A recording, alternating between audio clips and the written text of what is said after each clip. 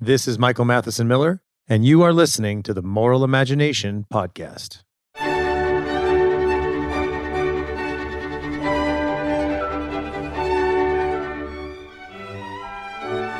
Thank you again for listening to the Moral Imagination Podcast. My guest today is Heidi White, and we're going to talk about classical education. Before we do that, I want to thank all of those who have written reviews of the podcast. If you like it, please do write a review. It does help grow the podcast. And for all those who support it on Patreon, it really helps pay for some of the bills to get all this editing done. So I'm appreciative of that. So my guest today is Heidi White, and I'm going to give you a little bit about her bio, and we're going to talk about classical education and all the things around that. So she has a master's degree. She's a teacher, editor, podcaster, and author. She teaches humanities at St. Hilde's School in Colorado Springs. Heidi is the managing editor of Forma Journal and a contributing author, speaker, and consultant of the Circe Institute. She's a weekly contributor on fiction, poetry, and Shakespeare on the Close Reads Podcast Network and the Circe Institute Podcast Network. She serves on the board of directors of the Anselm Society and sits on the academic advisory board for the Classic Learning Test.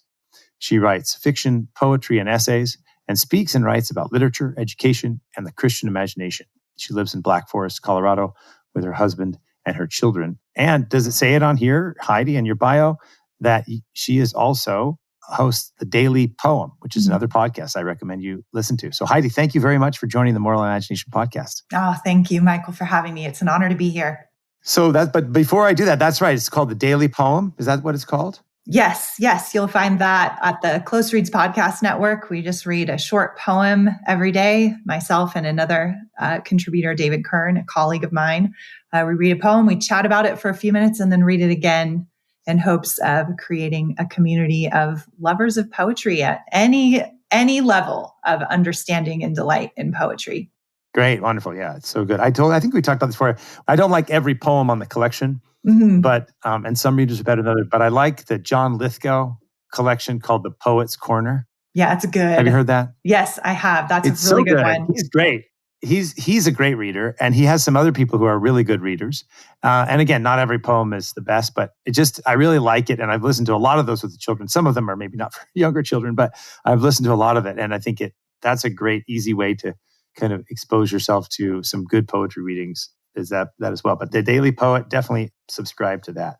So we're going to talk about classical education and why it's important for cultural memory, why classical education is important for being human and other things. And we'll talk about some of the projects that you're working on and maybe some debates even about STEM versus non-STEM and a host of other things, poetic knowledge. But let's maybe begin just talking about what is classical education?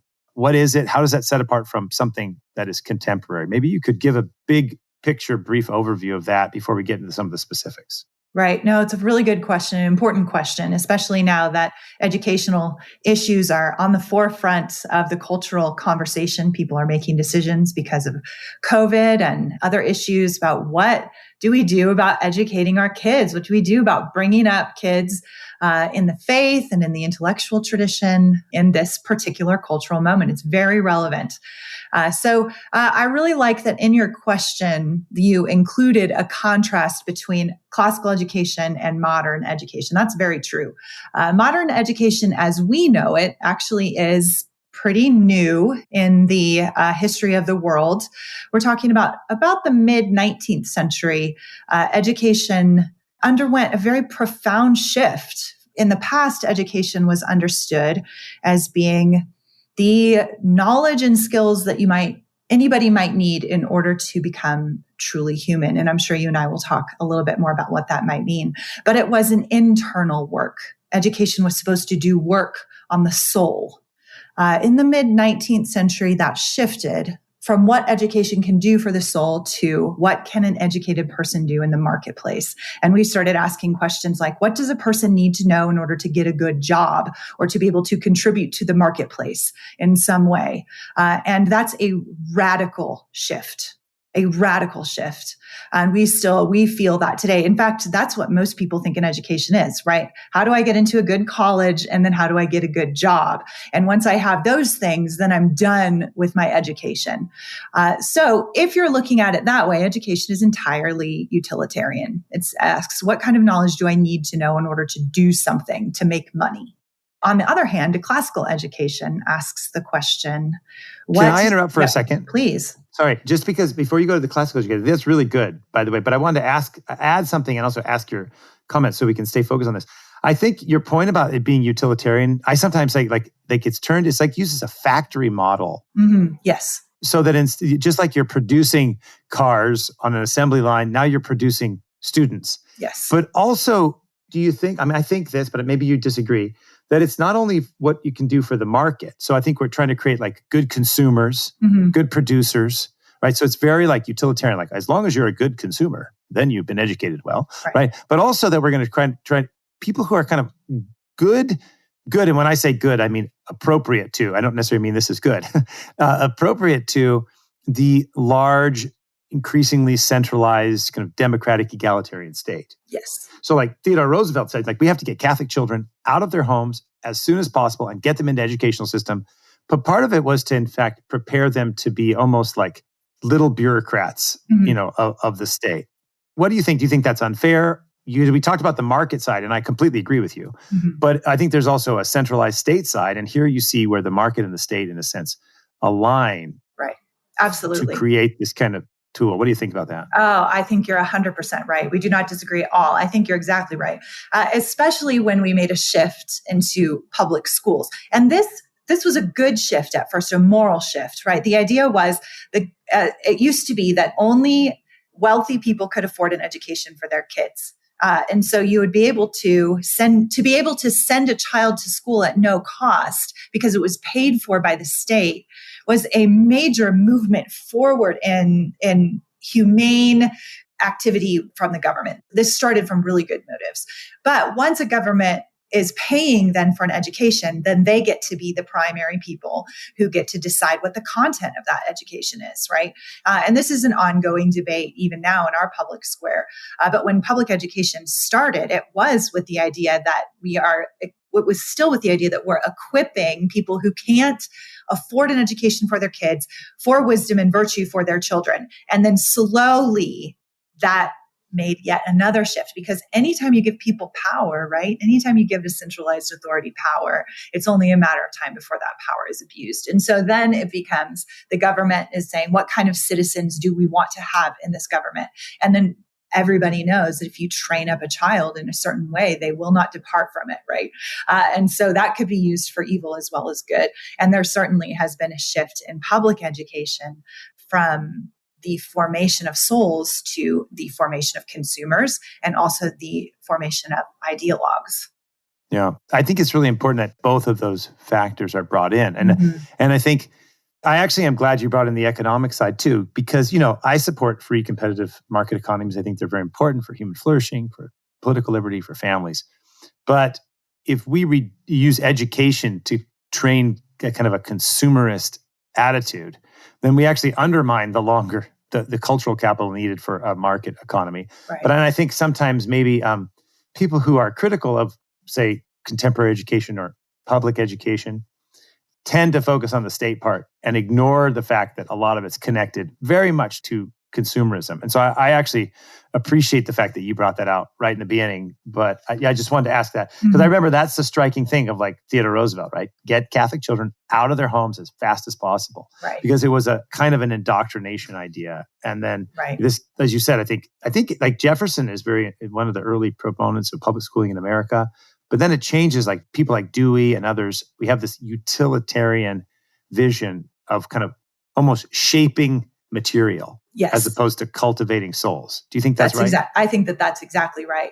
And classical education says the purpose of an education has always been the shaping of souls. And if you don't do it on purpose, you'll do it anyway, but you'll do it wrong. And so classical education says this, classical education is the cultivation of wisdom and virtue by nourishing the soul on goodness, truth, and beauty in the great tradition of human knowledge down over the centuries. And because we are Christians, then a Christian classical education also adds then the cultivation of wisdom and virtue by nourishing the soul on goodness, truth, and beauty, so that the student is enabled to better know, glorify, and enjoy God. Okay, so let's unpack that a little bit. That's good. So I think that's an interesting point. One, you have classical education, and you have Christian classical education.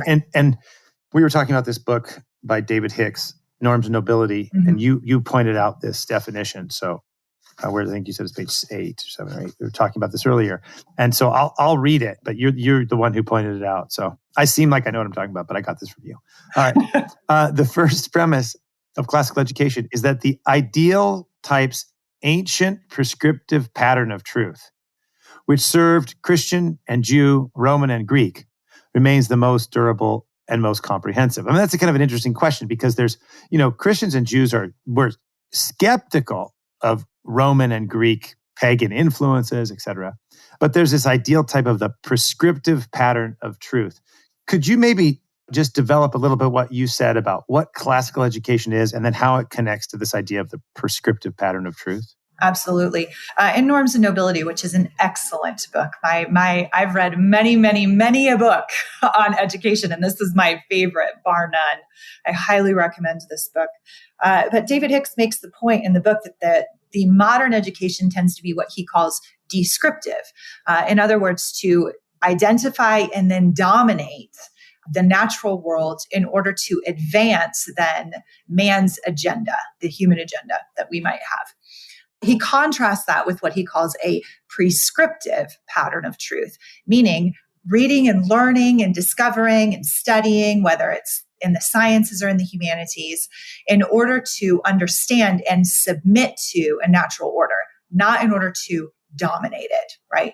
And I think that is incredibly important in a modern landscape that's entirely domination oriented, right? How do we find, instead of a tree, we're looking at a natural resource, right? It's not a thing in itself to be loved. It's something to be cut down and used. What classical education would say, that's a tree. Let's honor that. Right? Whereas that's the prescriptive. What do I do with a tree? What ought a human being to do with a tree? And sometimes the answer is going to be to cut it down and make something out of it. And sometimes the answer is going to be to sit under it in awe and read a book of poetry and love it, right? Whereas the descriptive form of education is let's just find out all the different parts of a tree and what we can do with it in order to dominate it and use it for our own agenda. And so in order to have a truly classical education, you have to have it oriented towards virtue and wisdom, because we are, as humans, Scripture tells us we are the image of God, and we are given a great weight of authority over this world. And so we must then be cultivated in our souls and our minds to be able to use that authority wisely. David Hicks says that in education, the purpose of an education is twofold. He says, for the world's fight and for the soul's salvation. So that's an individual goal, your salvation, my salvation, our children's salvation. That is the goal of an education. And it is also for the world's fight in order to advance goodness, to fight evil, and to fully be crowned in creation as a worthy Lord in a holy sense, is what I mean by that. Small L, Lord. Right. Yeah. Yeah. So having, say, a proper sense of dominion, that is, yes, right? That exactly. you have stewardship responsibility over creation, right? Yes. Yeah. So as opposed to, So a couple of things there's a number of things you've said made me think here with questions. Like, maybe I'll start this way. One is interesting. You said earlier, classical education says you're going to shape the soul. And whether you do it intentionally or not, it's going to happen. Yes. So it's an interesting point if you think about this, if the descriptive, the way you articulated modern education with its utilitarian focus versus classical education with more of a reverence before being and conforming your mind to reality. And again, we're going to talk about some of the weaknesses of classical education, right? This is just for listeners to know, like, we're starting out this big picture. It doesn't mean that, like, if you have classical education, you'll be a good person. There are many people who are classically educated who became wicked, evil killers. It's not somehow like a protective against evil, or in no way, shape, or form do we want to say that. But we'll get to there. But I think what's an interesting thing about this, it shapes the soul. So if you have a descriptive, modern, utilitarian idea, it's been interesting to think about a tree. Do you think it somehow embeds in us, combining with the market economy of cost-benefit analysis, it embeds in us, it shapes our souls to be hyper-utilitarian and not to be able to really enjoy sitting under a tree and reading poetry? That does it do something Like that's, I guess, my question is, or statement is that if it's shaping the soul, then it's really reducing us only to one aspect of our being. So like, yeah, you should cut down the tree and make a boat or a bookshelf. That's fine. But that if that's what we get reduced to, then we're these stunted beings. And I think it's a line from Brideshead Revisited. It's like he's talking about Rex Mottram. He was a stunted being of something that only this modern age could create. Yes. And then a classical, you have more of an openness to, in a sense, varied types of being. Yes. What do you think about that? Do you think it's wrong, right? What do you think?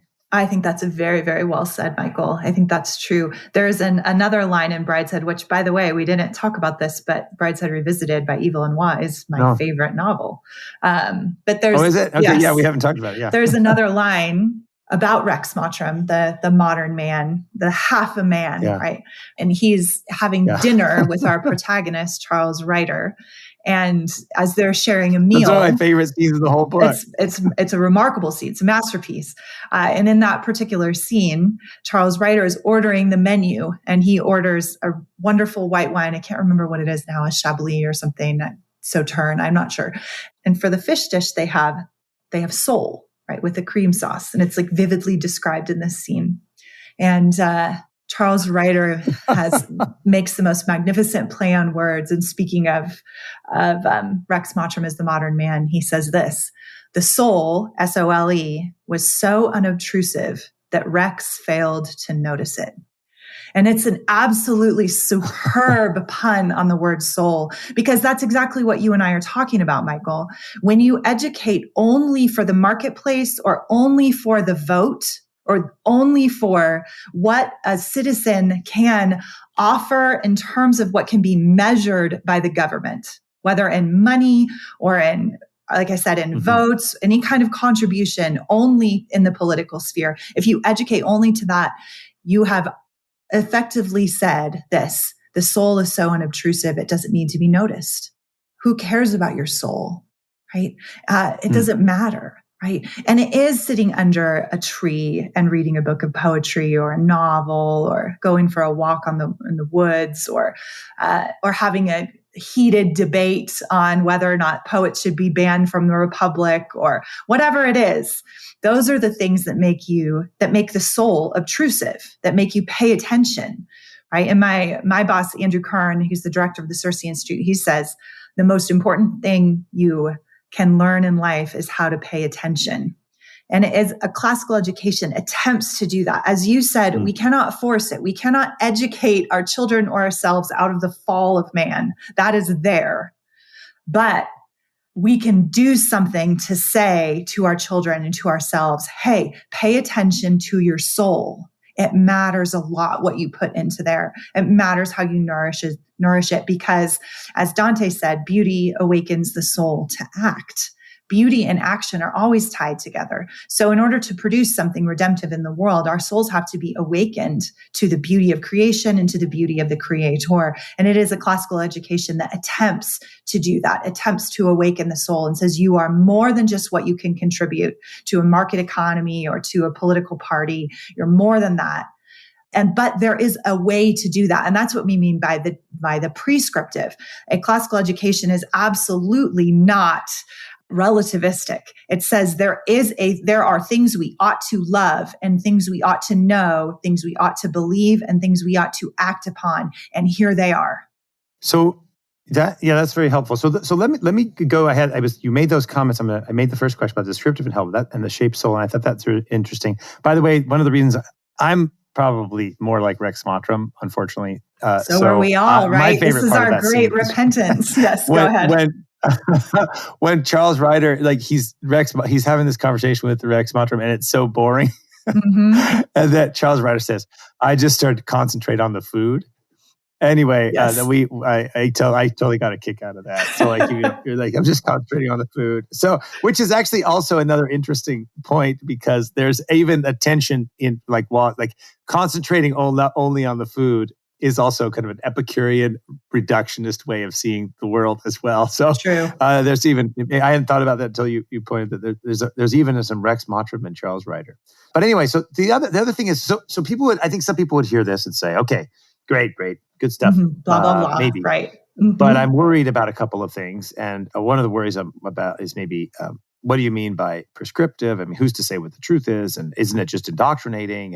And then, so I want to go to that. But the other thing I would say, some people would say, look, the way, I mean, you dealt with that a little bit. So you already kind of, I think, cut some of this off at the past. But a classical idea that only looks at what a tree is and this kind of idea, don't we lose some of the innovation and the technological progress that has relieved man's estate, right? Don't we lose? I mean, there's this something valuable at the fact that, man's power over nature, right? Man's ability to transform nature, like this Bacon's concept of what, knowledge is power.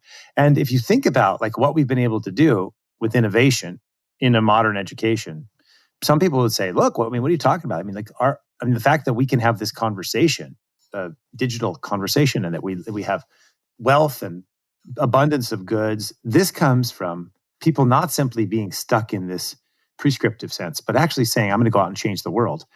Now, you cut that a little bit out because you said, well, look, there's a lot of innovation with people who've been classically educated. In fact, a lot of great innovation through the millennia have come from people who are classically educated. But I think that would be a critique. How would you respond to that? Well, it can be a very valid critique, because I think that in the public square right now, a lot of people who are pursuing classical education can be people who are reacting against kind of this extreme progressivism that is characterizing the zeitgeist in this particular cultural moment. And so there is a little bit of a counter-revolution even within classical education, right? People who say, hey, let's not study any kind of technology. Let's not use any of that. Let's just read the books and that kind of thing. I would say, to your point, a classical education ought to expand the soul. A classical education ought to ask the question, what ought to be done, not just what can be done, right? But a truly classical education will not jettison the second question, what can be done. It will not jettison that. It will include that, right? So we look at the technology that we have and we say, okay, is this good? And can it be redeemed, right? Because you have anything, right? We are sub-creators, as Tolkien said. So anytime we have some kind of major advance in human knowledge and human skill, which we've had in our generation to an almost unprecedented degree in human history. It's absolutely remarkable what we've done in a single generation of human knowledge and human skill. The problem with it is that we need people to be asking, what is good? Not just what can we do? And classical education attempts to bring those two things together. But I think that you're bringing up a valid concern, and that you'll meet a lot of classical educators. I meet a lot of classical educators in my work who don't even want to say what can be done. And we need to keep asking that question, because we are sub-creators made in the image of God. And so you are where you're at, I'm where we are having this conversation because of modern technology. I'm grateful for it. I think that it can be used for good. But a classical education is going to say, how ought it to be used? Yeah. So just some comments on that. I think you're right. I agree with you, what you said. I think it's interesting. So, I sometimes worry and talk about this. We don't just want to have by the way, no offense coming here at you. We don't just want to have literature professors. Right? Absolutely. I realize I'm talking to a literature professor. That's right. We don't just want literature professors and philosophers, and we want those. We want people to do that. And we also want people in the arts. But I think, for example, let's take digital technology we're talking about. I mean, this is actually something I've been thinking about writing on and working on. And I just put a little booklet together on better ways to use digital technology. And one of the points I make here is that I think, and I talk about this also with George Gilder on a podcast interview I did with him on blockchain and the future of tech, and Gilder writes about this, as do others, is that I think we've made an error that we've identified digital technology with the Google centralized Burning Man vision of the world. But in fact, those aren't the same. Google is one manifestation of how to use digital technology. It's a hyper-centralized vision, but it's also based on, I think, big, serious anthropological errors. And so, one way to think about, say, the kind of dominant digital technology of Facebook and Google and centralization and surveillance and private intrusion and centralized stuff, is to actually think of it as a certain anthropology and a certain vision of society written into code. And then that code kind of shapes us into that anthropology. So just like music and art shape us, so too technology shapes us. And if the music and art is bad, it's going to shape us in a bad manner. And if the technology is bad, it's going to shape us in a bad manner. And so I would actually argue that, so like one of my worries is like, we don't, as I said, we don't just need literature professors, we need those, but we need people to actually take a classical education with serious reflection on the nature of man, which is, as Burke says, the nature of man is intricate, right? So there's no perfect solution here, but actually build digital technologies that reflect the nature of man and encourage better social anthropological situations. And I think, so in a sense, we've kind of abdicated our role in technology. And one of the worries I have with classical education, and I'm a supporter of it, I'm on the board of a classical school, is and we'll talk about this, we've lost the poetic dimension of classical education. We've just made it about learning and reading and writing instead of actually making and building technology that suits us. What do you think about that? I think that sadly, that's true. I think that that's a fair diagnosis of some of the cracks in classical education. I think there's a couple of very practical reasons for that, and maybe a couple of ideological reasons as well. In terms of the practice of it, classical schools tend not to have a lot of funding. That's just the reality. Mm-hmm. And when you don't have a lot of funding, you cannot then provide the ability for the students to be able to do a lot of these things within the marketplace. It's also hard to find teachers in the STEM realm and in the digital realm who are skilled at their particular area of expertise, who are willing to take the low salaries and the low budgets working at a classical school, working with classical students. If this podcast get anybody excited and interested in being involved, we need classical teachers in the sciences and in technology. That's a huge gap within the typical classical school. And then I think in terms of the ideological reason, I think that you've hit the nail on the head. There's sometimes resistance to the world in which we live. There's kind of a reverse chronological snobbery that many classical educators have. And as this is my vocation, this is what I do every day of my life. And so as an insider, I can say, yeah, there is a little bit of a little bit of hand-wringing, sometimes a little bit of lamenting that we're not living in the Middle Ages or in, the golden age of Athens, because, these are books that so many of us have missed out on, that when we finally discover them, we kind of want to just like stay in them. And so I think to your point, we do need a wake-up call within the classical education renewal to say, hey, we do live in this moment and there's things here that are good and we want to speak into them and build within this particular society. And I'm going to tell a really quick story from the Aeneid, which is an ancient epic that classical educators love, and I'm teaching it right now. And there's a moment when Troy is burning. This is Aeneas, our epic hero. His city is burning to the ground. It's been overrun by the Greeks who have come in through the Trojan horse.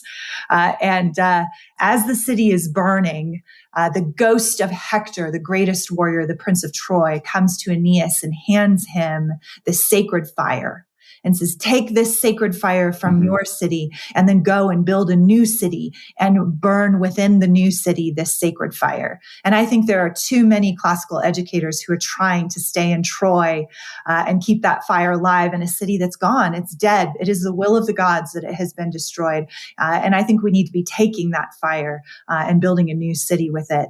And a new city is going to be new. And that's where we're at. So we take, in classical education, it's not just a Christian education, it's classical, meaning we take old books, we take old ideas, we study Latin, we read the epics, we study science within a normative kind of framework, meaning we ask not just what can we do, but what ought we to do. Ethics are a huge part of science in a classical school. And then we take those things and we live in this moment. This is the moment we've been given. And there's too much lamenting about the moments that are gone. And I completely agree that this is the technology we have is an opportunity. It's not something that we have to reject. It's something we can embrace using those classical lenses that we've been talking about. Yeah, I think that's right. I think, a couple of things I always say, Like just take computer science. I think I'm not a computer scientist. I think everybody, I've studied a little bit of it and studying it now because I think every classical school should have at least some computer science. It's kind of like Latin, right? It's like you study Latin not for the beauty of Latin. You study it. You study it for the beauty of Latin. You study it also for its utility. That if you learn Latin, it helps discipline the intellect, and you study it for its utility broadly, and it helps you learn Romance languages. Well, computer science, you can study it for a couple of things like that. The utility is computer science is like Latin. It helps you think very clearly. It also does something else very important. It helps you understand a little bit more about artificial intelligence and computers and realize these are programs written by people who are creative. They're not simply like mysterious black box out there. And then I think the third thing is it just also maybe opens up some people who are in classical education who would love to do computer programming and love to actually write good code that's connected to their understanding of anthropology. So I think that's just one example. The other thing that struck me as you were talking about this kind of love of the medieval period, I was just writing this and looking at one of my favorite sociologists is a man named Robert Nisbet. I've done a couple of podcasts on Nisbet work, so some listeners will have heard of him because I talk about him pretty often. He's a Tocquevillian, Burkean guy. And he wrote a book called The Quest for Community. And he's talking about, in contrast to the persistent myth of the Dark Ages as a time of centralized power and repression, he says, quote, medieval society from the point of view of formal authority was one of the most loosely organized societies in history. Despite the occasional pretensions of centralizing popes, emperors, and kings, the authority that stretched theoretically from each of them was constantly hampered by the existence of jealously guarded liberties of the town, the guild, the monastery, and the village. And then Tocqueville makes some similar points about like the way America has all these associations. If you think about one of the things that's developing in what's called distributed ledger technology, the blockchain, this is decentralized. So what if we took medieval decentralization, mutual aid societies that existed before the welfare state, and built them on the platforms of decentralized technology to build more humane ways of living using technology? Well, who's going to come up with this idea, right? Not hyper-utilitarian centralizing technocrats, right? Yes, there are people who are maybe have not had classical education who have some of these ideas. I think of I don't know if Gilder, of course, but Balaji Srinivasan, others who are working on it. A lot of people who are doing the blockchain are not necessarily like classically educated. But there's a combination, right, of thinking about the human person and thinking about digital technology and combining it. And I think if we just abdicate that, we just say, well, what we care about is the Aeneid and the Iliad and the Odyssey and Dante. We're really not living up to our responsibility, or I think to the goals of what classical education should be, because that line you quote, which is what, for the soul's salvation and the world's fight, right? And those two things are together. So I think that's interesting. I would also add and this not as a criticism, I think just as a reality, the people who are first attracted to classical education are people who love the Iliad and the Aeneid, right? And the Odyssey and Dante and poetry. And so it's people who go into it are of a literary historical mindset. And so I think part of maybe one of the things we need to do in classical education is to make it attractive and recruit people who have a STEM mindset, but also realize, the world needs more than that.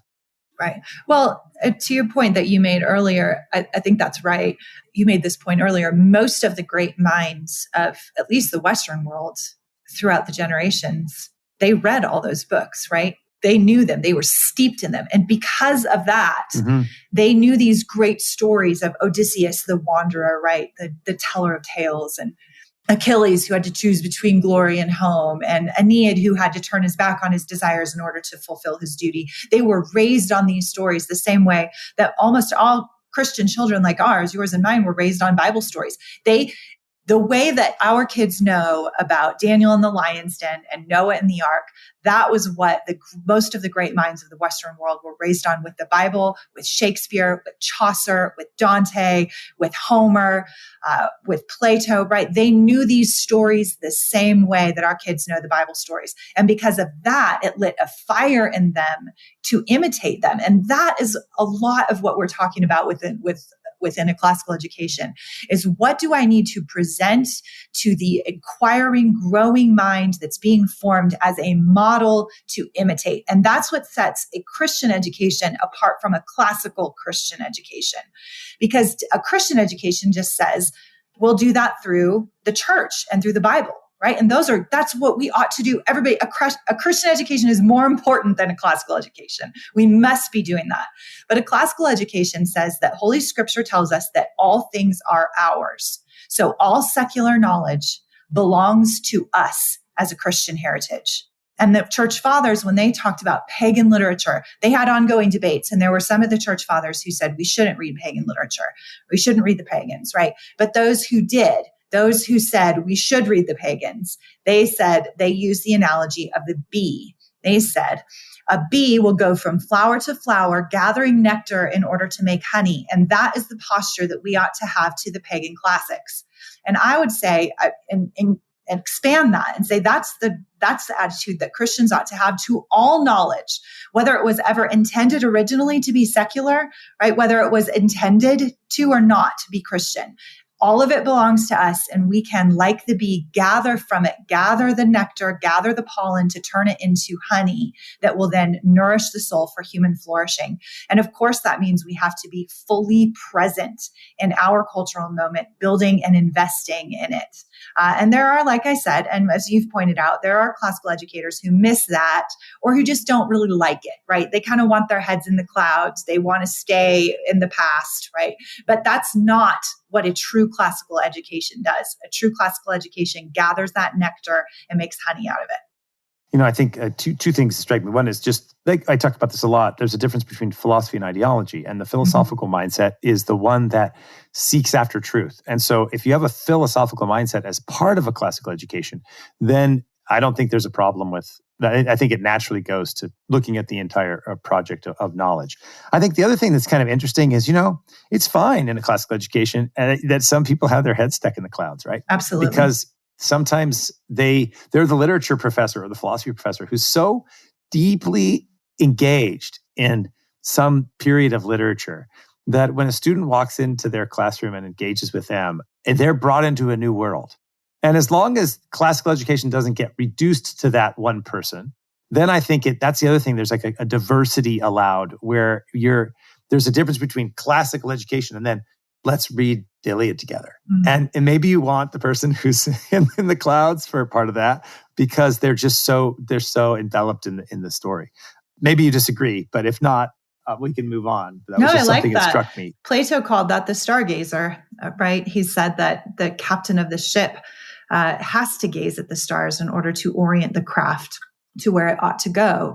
And to somebody who doesn't know that, they would just look at this ship's captain and think that they're avoiding or ignoring their responsibility. They're doing nothing. But gazing at the stars actually helps orient the craft of our souls and of our cities in the right direction. And that was the analogy that Plato used for the soul that gazes at the forms, that looks at the divine truth and is formed then by it. And because of that becomes the most practical person in the world. Oh, good. I like that image. So let's move on. There's a couple things. Let's take a couple of critiques, and then I would like to go into this question of poetic knowledge. So, but before we go, let's take a critique. I mean, one of the critiques of classical education is that it's elitist, right? That it's not. I mean, this you kind of mentioned early on the value of public education. That at least the idea that education should be made available to everyone, and this is important for people to be literate. And this is Jefferson talked and wrote about this. But what about the idea that classical education is really elitist and it's not for everybody? How do you respond to that elitist critique? Or maybe that you could even give some of the other critiques. I mean, you're in the thick of classical education in a way that I'm not. So you probably hear a lot more critiques. But what would you say to that? Yeah, that's a really common critique that classical education is elitist.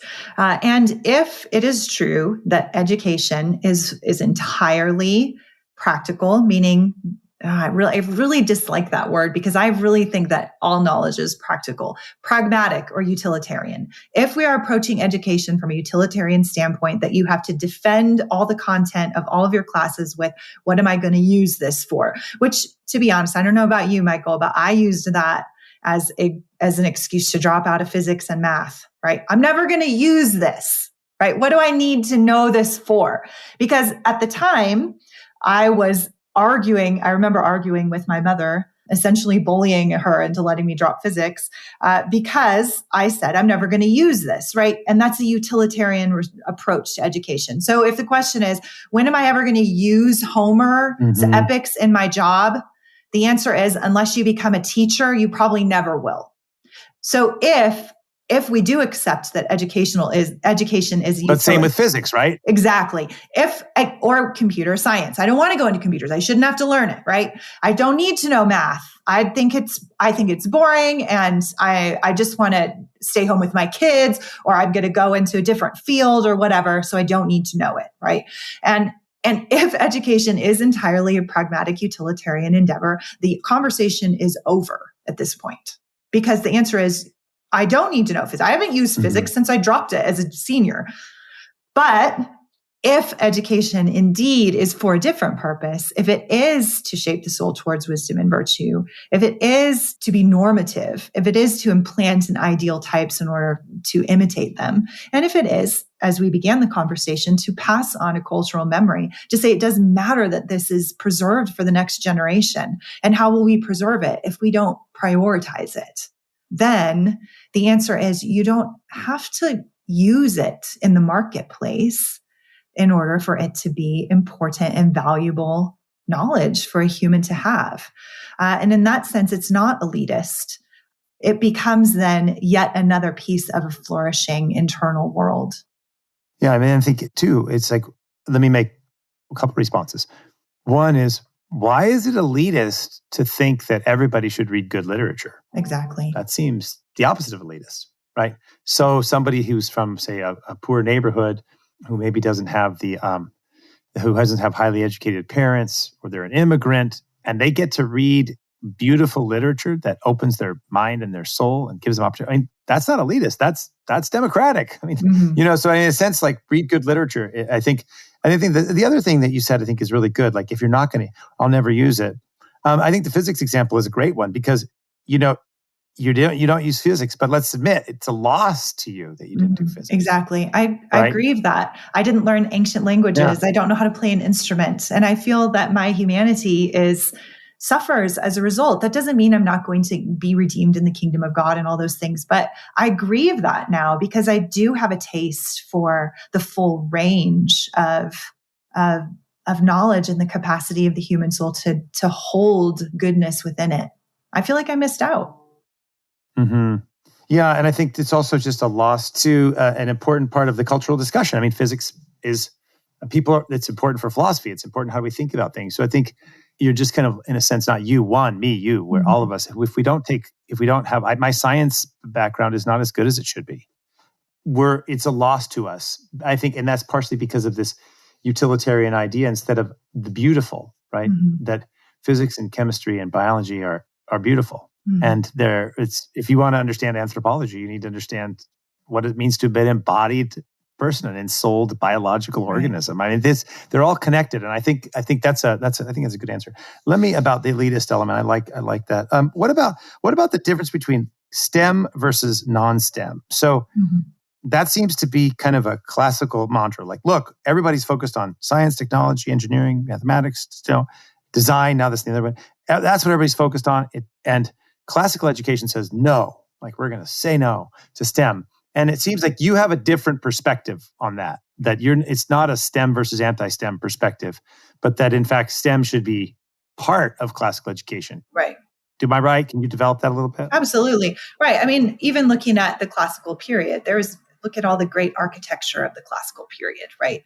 All of that is possible because people in classical times understood numbers, they understood proportions, they understood ratio, and they put that into practice by creating beauty. And the connection of Pythagoras or Euclid. If you get a classical education, you're going to be studying Pythagoras and Euclid, which the impact of mathematics on music.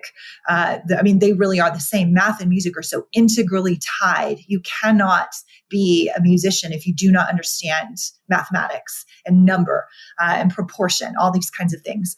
So the idea that classical education does not embrace these, what we are now calling STEM subjects that used to just be called geometry, arithmetic, and music, harmony was what natural sciences. And natural sciences. Natural philosophy was what they called the study of the natural world. And then when we talk about the 7 liberal arts, which I don't want to get into the weeds of classical education, but in looking at the past, right, let's look deeply into the classical tradition. There were 7 liberal arts, and 4 of them were mathematical, and 3 of them were language-based and grammar-based. And so it is a misconception of the classics that they do not emphasize the mathematical reality of human existence. Now, that doesn't mean classical schools don't need to be reformed in this way, because I think that you're right. A lot of classical schools end up emphasizing the humanities over the mathematical sciences. However, that's not a true classical education. Yeah, why don't you get a little bit of the weeds? Let's go through the 7 liberal arts. Yeah, absolutely. What are they and how are they divided? Yes. So the 7 liberal arts were the form of a classical education in the classical period, all the way up until the mid-19th century, early 20th century even. And so this means that instead of like the way that we go to school now, and like for first period, you have math, and second period, you have, science, and third period, you have English, or whatever they're calling it right now, language studies or some kind of nonsense. That's not the way that they were educated, that humans were educated in the past. A classical education says that instead of studying subjects, you kind of study these liberal arts, meaning liberating arts. The idea of liberal arts was that there's a generosity to knowledge, right? That knowledge should be liberating. It should make people free. Right? As you equip people with knowledge, that knowledge becomes virtue and wisdom. And then that helps an individual and a society fully live up to its potential, to what it could be, and it frees them. So in talking about the 7 liberal arts, 3 of them are language-based: grammar, logic, and rhetoric. Grammar is exactly what you would think of, the study of language and how language works. Logic means to be able to use that knowledge that you gained in grammar in order to make an argument. And then rhetoric is the skill that you would need in order to persuade somebody to your point of view that you have created then using logic and grammar. Then on the other side, those are the 4 language-based disciplines you study in a classical education. The 4 quadrivium, meaning the 4 studies, the 4 other liberal arts, are harmony or music, astronomy, which is interesting. I'll talk about that in a second. And then geometry and arithmetic. So the idea is that you need to understand numbers, how they work together, and then understand proportion. That's what you study in geometry, how spaces interact. And then in astronomy, this is just so precious to me when I first learned this. The ancients believed that as they watched the stars move, they didn't really understand what we know now, that they really believed in a geocentric model. So the Earth is in a fixed place and the stars are moving around us. And that makes sense based on what they could see in the sky as they tracked the movement of the stars. They could tell it was regular. They could tell it was mathematical and proportional. And so what they believed is that the planets interacting and moving around each other created a cosmic harmony that they called the music of the spheres. And that up in the air, these planets were just creating this beautiful music all the time. And it was bringing harmony not only in the heavens, but also on Earth. And so in order to really understand what it means to be human beings on Earth, you should be able to know the music of the spheres.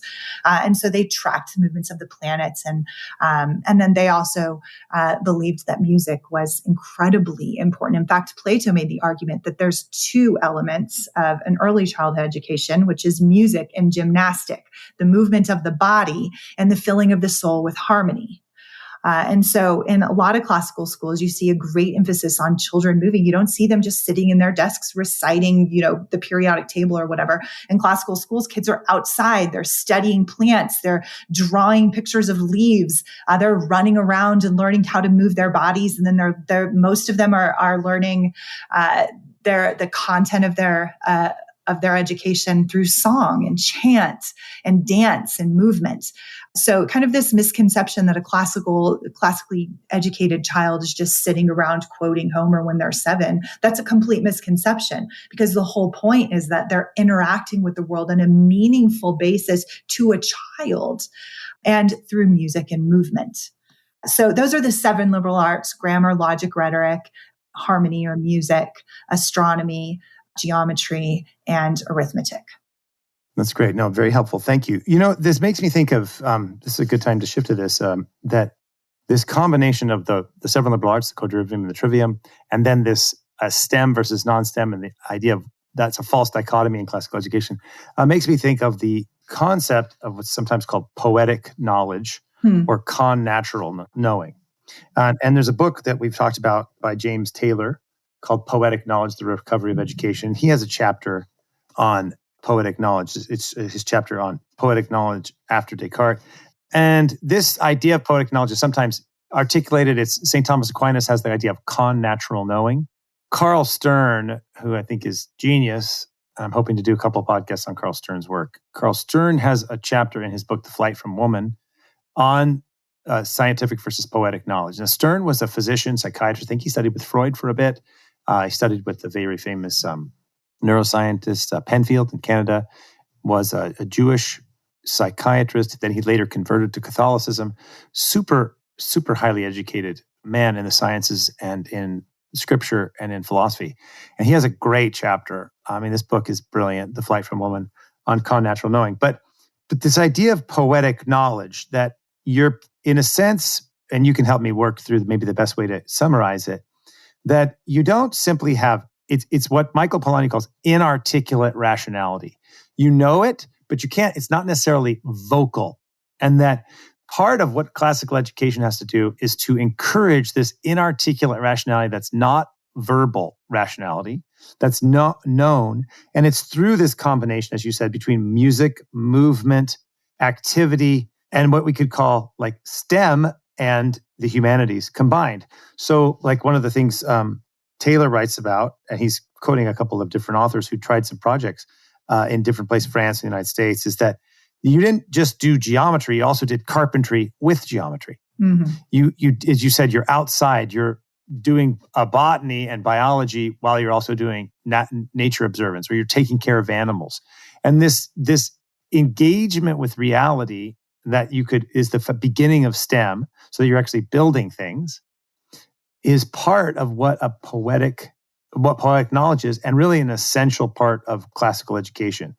I think, and so that was a long comment there, but he says, let me just say, he says that, like, he's talking about this one guy, Charlier, he says, not only does he inveigh against learning that's largely abstract and prematurely analytical, and this is what you mentioned, but he also says the means of transferring this kind of education by mere language has become imprecise.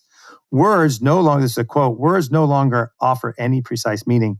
They can no longer define things for the 3/4 of the people who still use them. So this lack of precision imposed on language is partly the result of a teaching that's been made to have children just retain as much as possible in memory and really separate from bigger, larger vision of ideas, but also separate from the acts of participating, of doing things.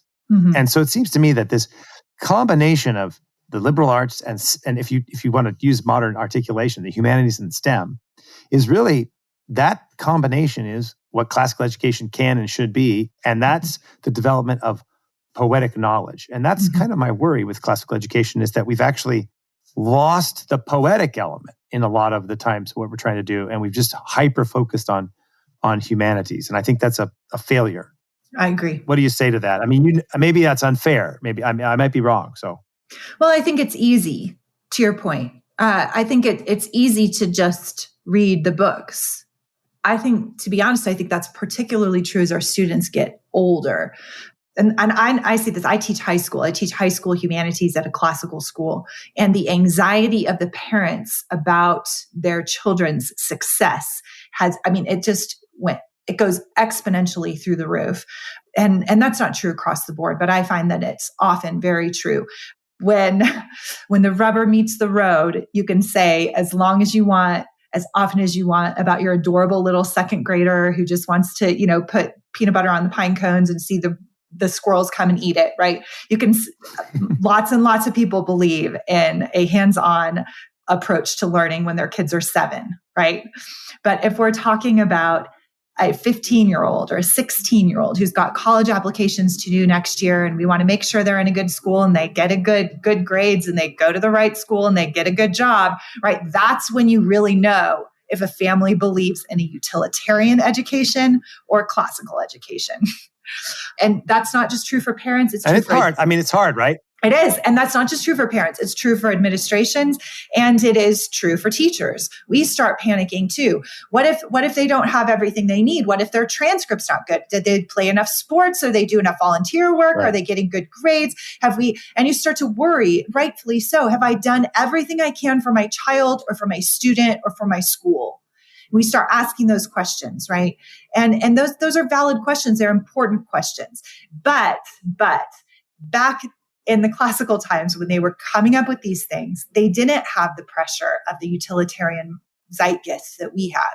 And so what Aristotle said, he said you have the liberating arts, and then you also have what he called techne, which are the technical arts, the things that you're talking about: carpentry, shipbuilding, cobbling, soldiering, right? That these are important contributing skills, and that people, young men and women, well, it would have been men at the time, specifically young men. I would have never received a classical education if I grew up in the classical period. So I do not actually have the chronological snobbery that many classicists do. I'm so grateful to be a woman in the modern world who can get a real education. But at the time, it would have been young men. And Aristotle argued, you do not have a true education unless you can build something with your hands, with great skill. Right. And so to your point, that I absolutely, to be truly classical, an education must include the technical skills as well as the intellectual virtues. Mm-hmm. Yeah. And then that echoes the Talmud too, right? The Talmud Yes. makes this kind of point about the importance of study and also the importance of being able to have a trade. I mean, for the record, I mean, I'm just to you, Heidi, and to listeners, I mean, I'm guilty of all this stuff. This is like, same. I don't do enough with my children in doing the classical education correctly enough. Movement here and music here, and also the concerns of utilitarianism. And luckily, we have access to an excellent classical school, so that's been very helpful. And then with with my oldest child, I actually had him go for his last years of high school to a kind of a technical school where he had the opportunity to read Augustine and Dante and Iliad and Thucydides, and now he has the opportunity to actually do kind of engineering. He loved the classical school, but I thought this would be, in a sense, an opportunity. And one thing, as I was kind of looking at, I'm not mentioning the schools on purpose, but they're both great, as they all have their weaknesses. But one thing that kind of struck me as I was reading this book on poetic knowledge, that both the classical school and this technical school, in a sense, are both getting part of it right. But it seems to me that a true classical education could bring that together. And that seems kind of hopeful to me, at least. Yes. And I think you were saying this before, right? I mean, like we're trying to be critical because, like, obviously I support classical education, so do you. So I think we're trying to wrestle with it. Two of us who like it and support it are trying to say, well, is it enough? And how can we do it better? And so, well, I know people who work in classical education as you, who are super hard workers, doing amazing things. And I think what's happening is maybe we're at the early stages of a revival. And that first stage of the revival is a opting out and focusing on the humanities that have been lost. And hopefully the second stage of the revival is now to incorporate STEM, as you want to call it, that's for shorthand, science and technology, techne, into the classical education. And I think that's going to be the second step. And I think, that's where I'm enthusiastic, because the modern dominant idea of education, as you said right in the beginning, is hyper-utilitarian to make you a good consumer and maybe ready for conscription or something. It's a factory, and they treat students like, factories are great for making T-shirts, but not for cultivating souls and human beings and educating them. And I think what's exciting is, as these classical schools increase and begin to flourish and develop, this is a real opportunity to kind of exit the dominant model and build really great opportunities for people. And I think then the second stage is to make them more and more available to people. And so this is where, like, public policy questions of school choice and can students use money to attribute to them to go to classical schools. I mean, I think hopefully is a really important issue that's going to really create.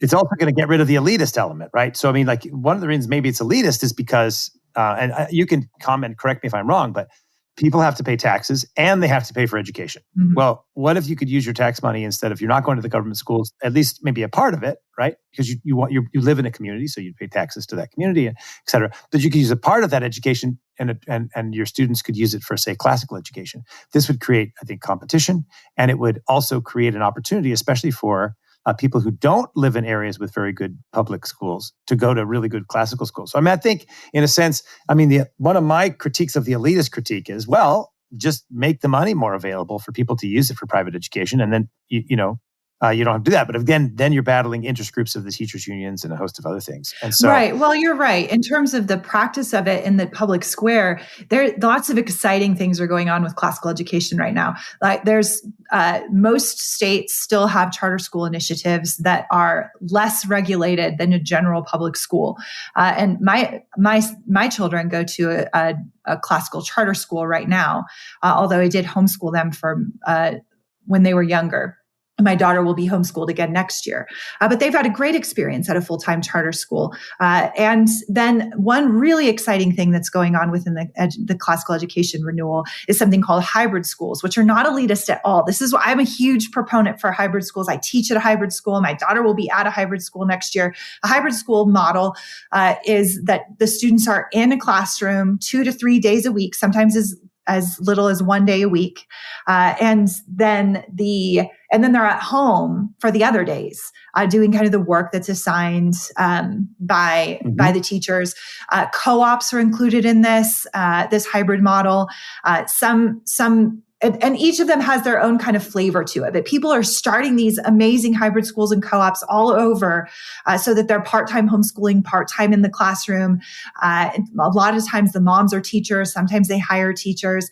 And it's a really exciting way to do classical education because you get the benefits of homeschooling and the benefits of classroom teaching. And you can charge as much or as little as you want. They're still not very regulated. I don't know if that's going to change in the near future. But classical education at this point in history is exciting because it's a bit subversive. The idea that a classical education is this elitist, entrenched kind of like dominated by traditionalists, maybe sometimes true. And in the longer term, the classical schools have been around a long time. That's probably more true. But a lot of classical education right now is happening because parents and teachers are saying, we want to do it differently. And there's like just such an opportunity then to unite this, what you've talked about, the technical arts with the humanities. And there's all of this opportunity to take these old ideas and put them into a new context, to take the fire from the old city and put it into the new one that we're building together. And like I said, that's a bit radical. It's a bit subversive, and it's really, really exciting.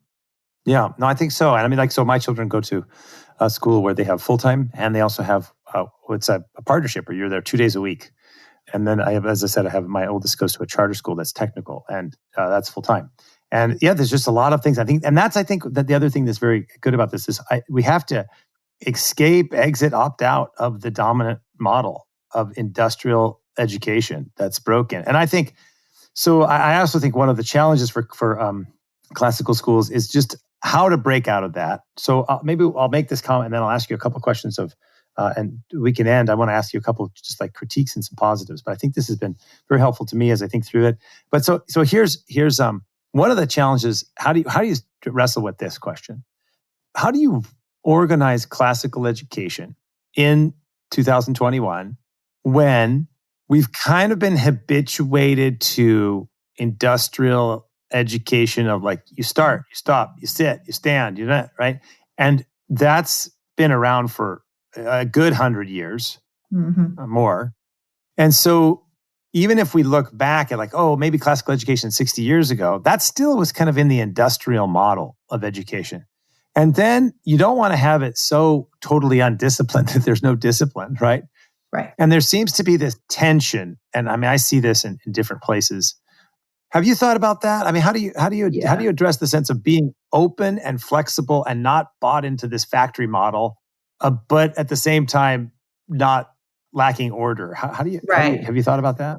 Yeah, I think that's a really important question to your child who's in the hands-on school this year, I would say that's just a continuation of that child's classical education, right? Having absorbed these ideas, right, and being still then under your roof and able to be and under authority, then you have the opportunity to be a bit of a mediator then between these intellectual virtues that you have developed, and then you can help mediate and help this child think through, then what does that mean for the fact that I'm now building something, right? What am I responsible for?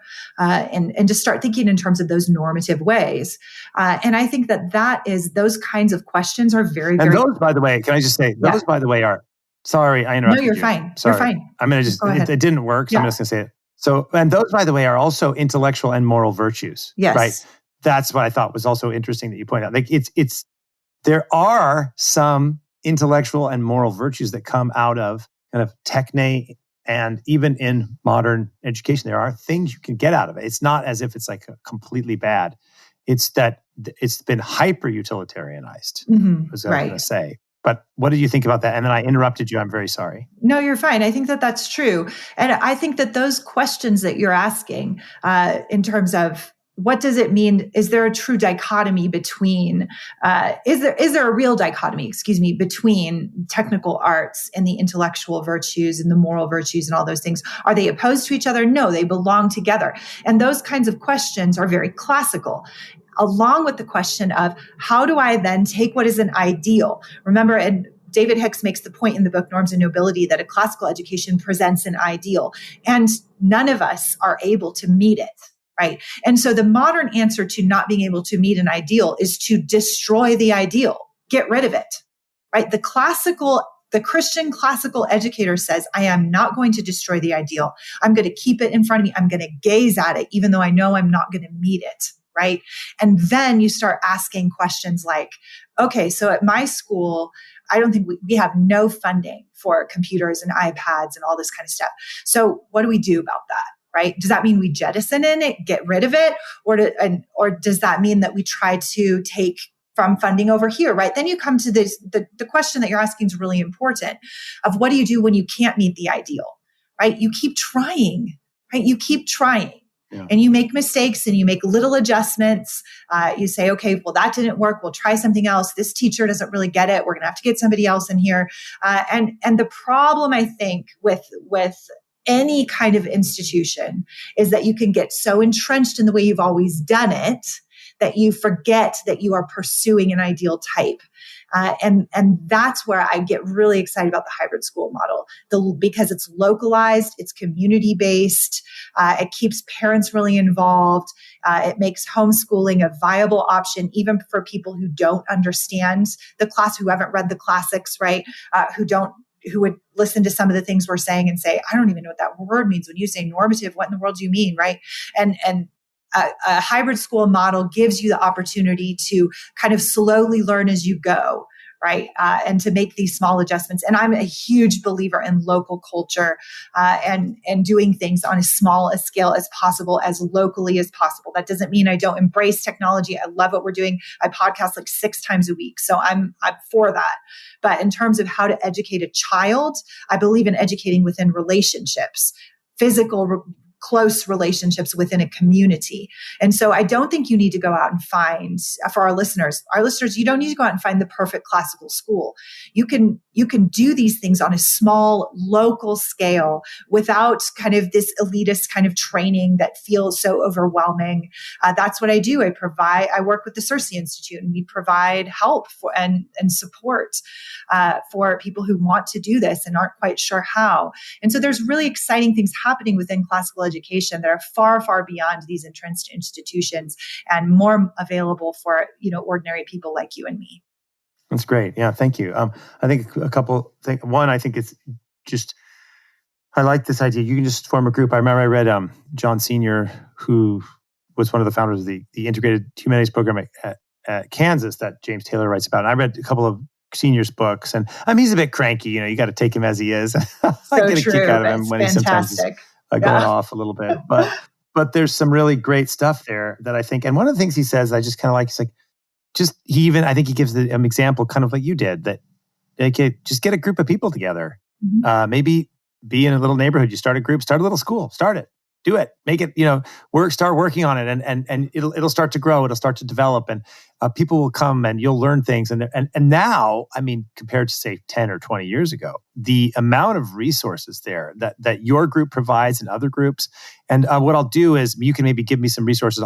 I will put links to all these on the podcast, themoralimagination.com. On this podcast episodes, place links to you, links to your work and your podcast. But I think there's so many. You just start. I think it's great. I like that advice. And I think the other thing too is I sometimes describe it this way, or not sometimes. I probably often describe it this way.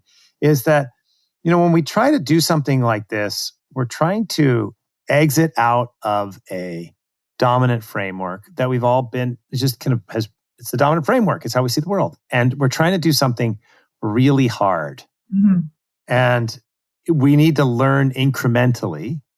And we're going to make mistakes. We're going to fix those things and keep going and keep learning and be humble and have that philosophical attitude. But I think that attitude of incremental learning, and it's cliche a bit, but like, don't let the perfect be the enemy of the good. And one thing I try to tell myself, and even though I'm totally guilty of this, is don't let the perfect be the enemy of the done. Just do it. Good. Go out there and start it, and you can fix it and you can learn. And I think that's really encouraging what you said. And I think, so I agree. And there's so many resources. So let me just ask maybe an end of 3 questions to end. So my first 2 are this: what do you think are the 3 biggest critiques of classical education, or 2, whatever, biggest critiques of classical education, true or false? And then what do you think are the 3 best reasons for classical education? This is your chance for evangelization for classical education. So one of the big critiques of classical education is that it's elitist, which we've been addressing throughout the podcast. So I'm not going to give too much airtime to that.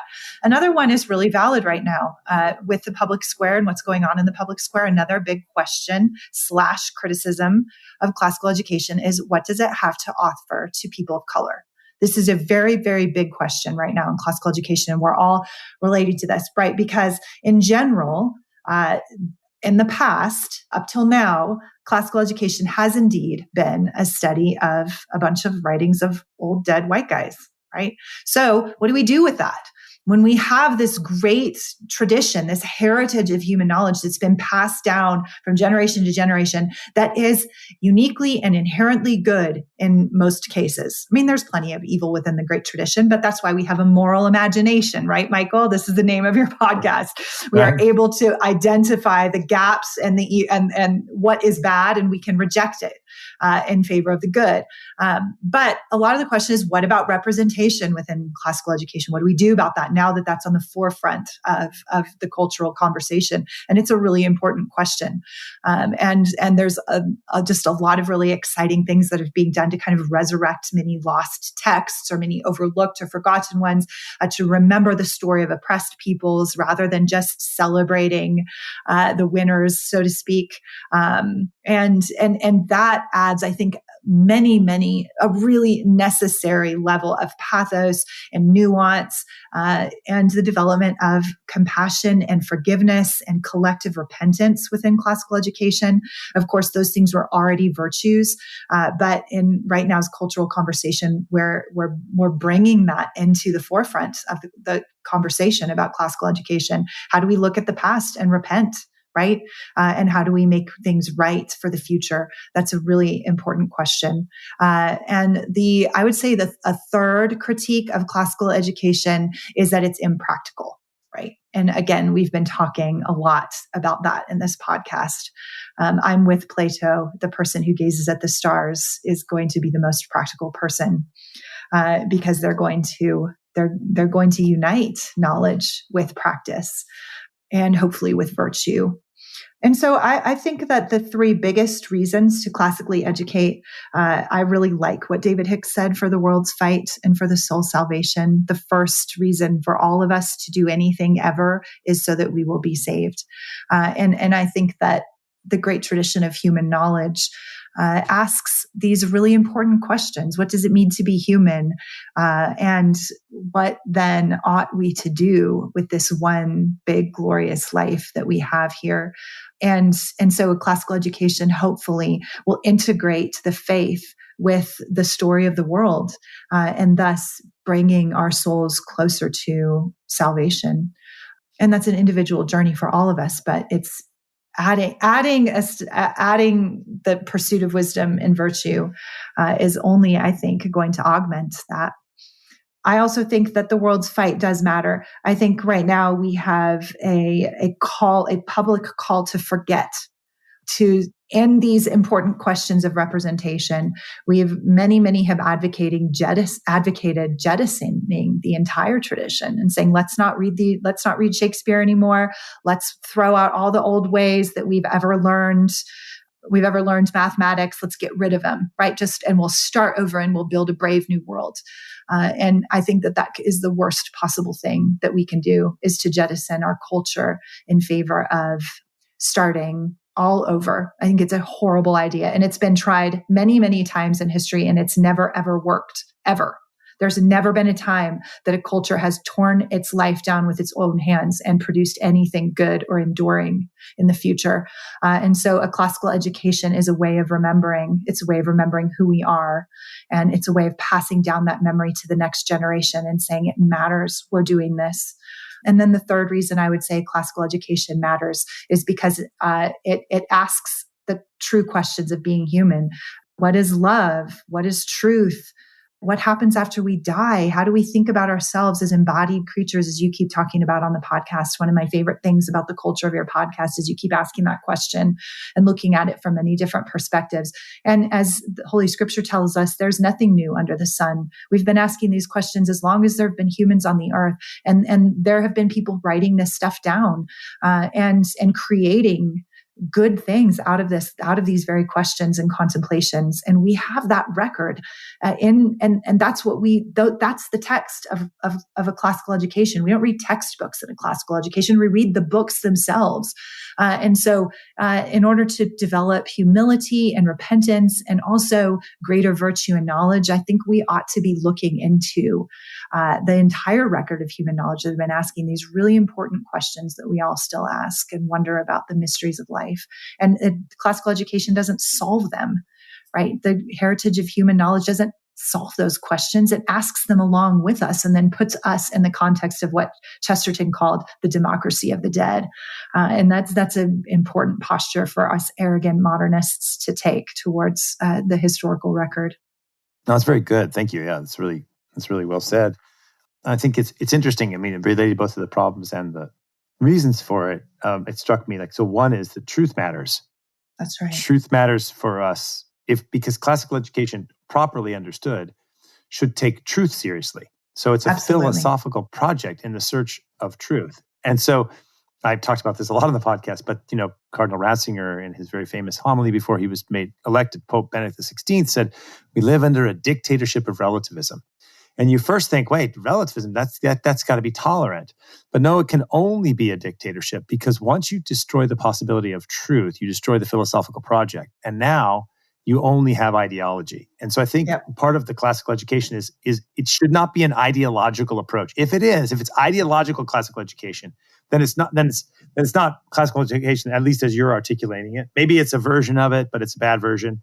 And I think taking truth really seriously, that helps you deal with the evils of the past and the evils of the present. And so I think that's really striking. I think too, your point about, going back to year zero, that's another, the moral imagination comes from this line in Burke where he's critiquing the emptying of the moral imagination and critiquing the French Revolution's desire to go back to zero. And that the jettisoning of the past really takes away our ability to properly deal with evil in the past and good. And we have to face these things and not simply have these kind of less false or just whitewashed narratives that, everything's good or everything's bad. We have to really wrestle with that. And I think reading those books is important for that. And the idea of memory and what does it mean to be a human person? And I think if we take human person seriously, then we get prudence, right? And the prudence is the way to see the world as it is and acting accordingly. And then we can wrestle with these deepest complex questions of what does it mean to be a human, I think is really, I like how you said that because in a sense, the modern education is always focused on, it's almost like a distraction, right? Get this done, get that done, be a consumer, be a good citizen of this democratic egalitarian state. And, don't ask big questions. We're too busy for that. We're too, hurry up. We're too busy. Get your career. But well, why am I doing this? What's this for? What's the purpose in it? And I think reading great texts deal with the fundamental questions of life. I mean, and and they teach you about the wages of sin is death. I mean, hubris, right, is a theme throughout the Iliad, right? Mm-hmm. And anger and what it does and how it destroys people, right? And then what friendship is and what compassion is and what justice is. You have to take these things seriously. And I think it's in the way you said that. And I think one thing I'll just bring up that it's toward the end here, but one thing, this is actually one of my critiques of some of the ways people do great books programs, is that if you're just reading the great books, but you're not asking, are they true? What's true in them? What's false in them? What's right in them? What's wrong in them? And you're not wrestling with them as a human. I don't think you're doing classical education and reading the great books the way they're meant to be read. But I also think it just you just get like a smattering of information without any understanding of where we're going, of a teleology, right? In Aristotle's terms, like we're going somewhere. We have a purpose. And I think that's where I liked how you put, what does it mean to be a human person? What is justice? What is right? What is wrong? And then you can, again, address all these other problems with it and address the problems of society. Because I love that Chesterton quote, you're in the democracy of the dead. You're not just stuck in your own provincial time. And I think, we have, John Paul II talked about structures of sin. And he says, all sin is rooted in personal sin. So there's not just a structure that's separate from personal sin, but we can live under structures of sin where we become blind to the evil around us. And other generations have been blind to the evil around them. And so chronological snobbery, whether it's from the past or the present, I think is erroneous, because each of us in our time lives under moral value blindness. We're not seeing things, just like people in the past weren't seeing things. And we have a lot of our own moral blindness. And so I think engaging texts that make us wrestle with them is the best way to deal with the evils of the past and the evils of the present. I don't think it's the only way. I'm just saying it's not elitist or putting people. It's actually wrestling with truth. I think is really important. And so I think I liked how you articulated those reasons for classical education. Thank you. Yeah, I think that you're onto something with the great books programs, because if they become simply a kind of a disconnected, abstract study, we're missing the point, right? Because they are asking these big questions and coming up with their own version of the answers in some cases, and in some other cases, leaving them a mystery. And I think also we understand so much about our old time. You mentioned the virtue of prudence. The first time the virtue of prudence is ever mentioned in Western culture is in Plato's Republic. And he talks about prudence, justice, fortitude, and wisdom. Prudence, justice, fortitude, and courage. Moderation. Yeah. Fortitude is, yes. So, temperance. Yeah, exactly. Temperance.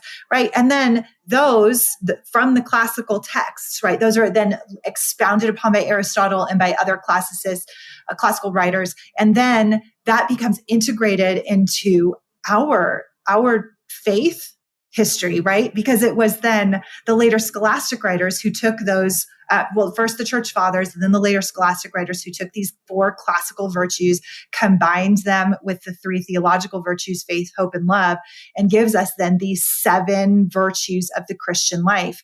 So there's an integration in Western culture between the classics and Christian and the church. And then that's our history, Michael, as you did. This is who we are as believers in Christ. That a lot of that comes even from these classical writers that then are the later Christian writers. They took their ideas as the bee takes the nectar and they create the honey of the church.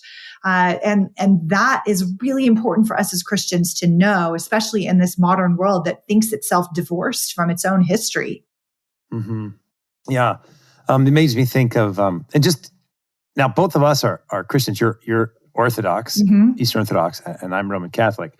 And so this tradition that we have, but even if you're not, I mean, if you're not a Christian or you're not a Jew and you don't believe, you're not sure, or whatever, I think reading these books is important because they're human books. Mm-hmm. And if you live in the West, they're Western books, right? I mean, I think, if you live in the East, you need to read Eastern books too. I mean, I think we should read Eastern books anyway, right? Mm-hmm.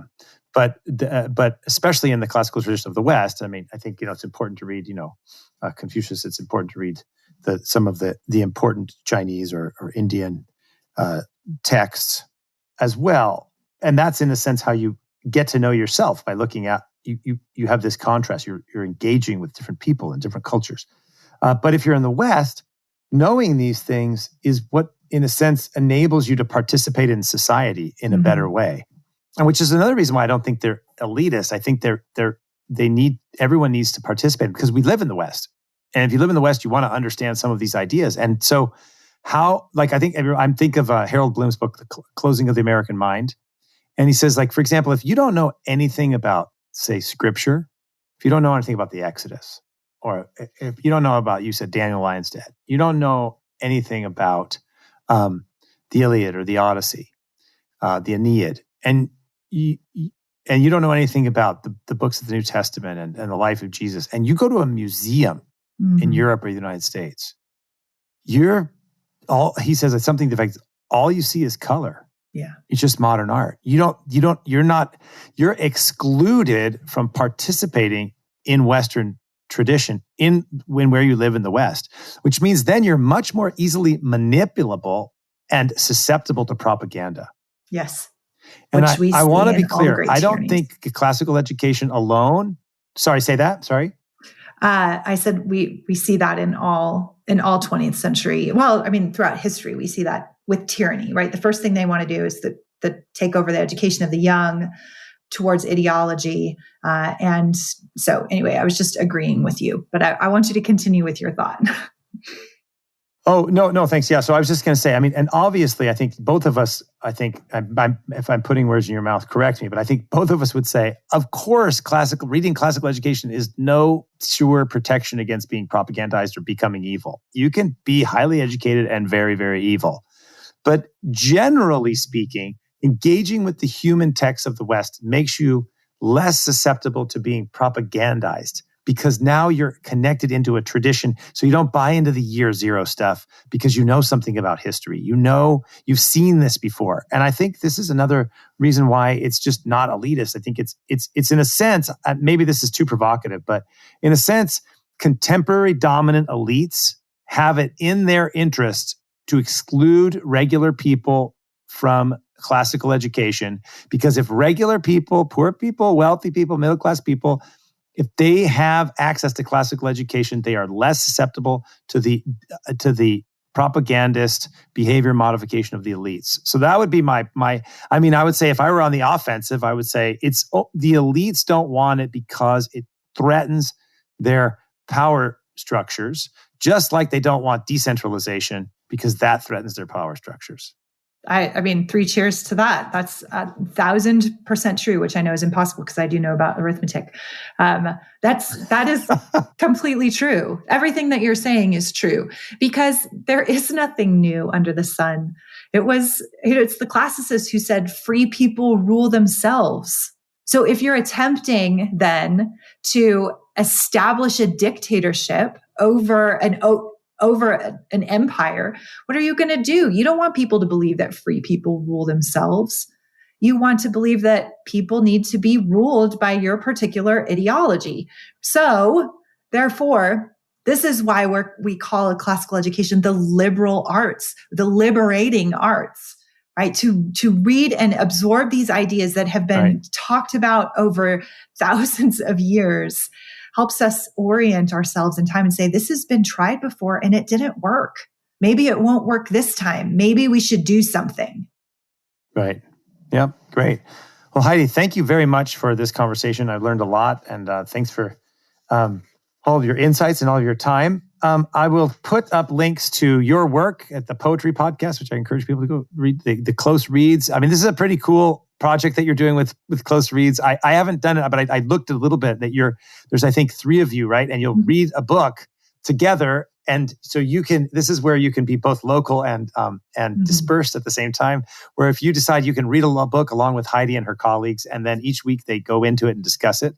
And I think you have some discussion forums around that as well. Is that right? Yeah, that's right. Yes, we have a Facebook group. At the Close Reads podcast discussion group. Right now, we're reading Jane Eyre, which I think here's a provocative statement. I think it is the greatest feminist text in the history of the world. She teaches true femininity. And right now we're reading through Jane Eyre just a little bit at a time and then discussing it once a week. And we post the podcast, and then people join in, either listen at home on their own, or if you want to create a community of readers who are reading the same books all over the country, then you can be a part of our Facebook group as well. It's great. Yeah, wonderful. Good. So all the things, I'll put links to that, and then the Circe Institute and all you have a lot of resources for people who are interested in classical education. And then what's the best way for people to find you if they want to contact you to get some more information about your work? Sure. I am through Circe? Yeah, I'm on Facebook. You can look me up on Circe. They'll send they'll send me an email. And you can also follow me on Instagram at Heidi White Reads. Okay, good. Heidi, thank you very much for joining the Moral Imagination podcast. Thank you, Michael. What an honor to be here. What a great conversation. So rich. Thank you. Okay, we'll talk soon.